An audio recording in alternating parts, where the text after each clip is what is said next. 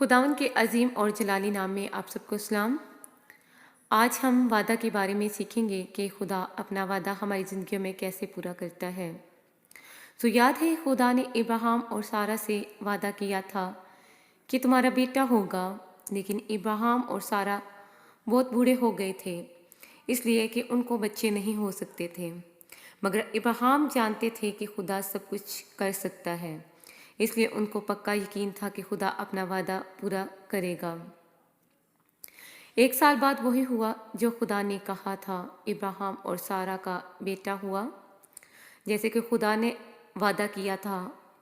उस वक्त इब्राहिम 100 साल के थे और सारा 90 साल की थी। उन्होंने अपने बेटे का नाम इसहाक रखा। इसी तरह खुदा ने अपना वादा पूरा किया। वक्त गुजरता गया और इसहाक थोड़े बड़े हो गए। यहोवा खुदा देखना चाहता था कि इब्राहिम का ईमान कितना मजबूत है, इसलिए खुदा ने इब्राहिम को आवाज़ दी कि इब्राहिम इब्राहिम। इस पे इब्राहिम ने कहा, जी मेरे खुदा। फिर खुदा ने इब्राहिम को हुक्म दिया कि अपने बेटे इसहाक को लो और उस पहाड़ पे जाओ जो मैं तुम्हें दिखाऊंगा, वहां जाकर अपने बेटे को कुर्बान कर दो। ये सुनकर इब्राहिम को बहुत दुख हुआ और वो अपने बेटे से बहुत प्यार करते थे। इब्राहिम को समझ नहीं आ रहा था कि खुदा ने उसको ऐसा हुक्म क्यों दिया। खुदा ने तो वादा किया था कि मैं मुल्क केनान और तुम्हारे बच्चों को दूंगा, लेकिन अगर इसहाक मर गए तो खुदा अपना वादा कैसे पूरा करेगा। इब्राहिम को ये बात समझ नहीं आ रही थी, लेकिन फिर भी उन्होंने खुदा का कहना माना।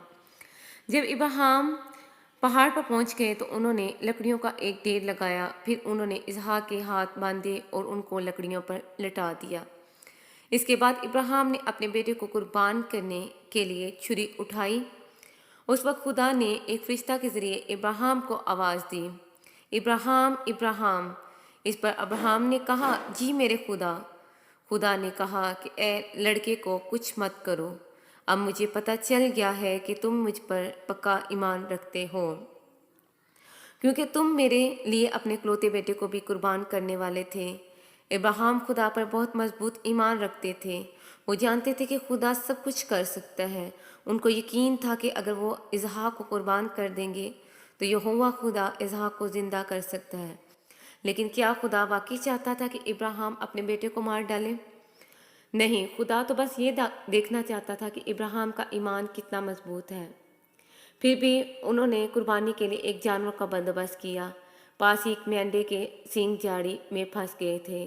जब इब्राहिम ने ये देखा तो उन्होंने मेंढे को यहोवा खुदा के लिए कुर्बान कर दिया। सो खुदा के इस कलाम के वसीला से हमें ये पता चलता है कि खुदा अपना वादा हर हाल हमें हमारी ज़िंदगियों में पूरा करता है, लेकिन हम इंसान होते हुए उसके वादे को, उसके साथ जो वादा करते हैं, हम उस वादा को पूरा नहीं करते।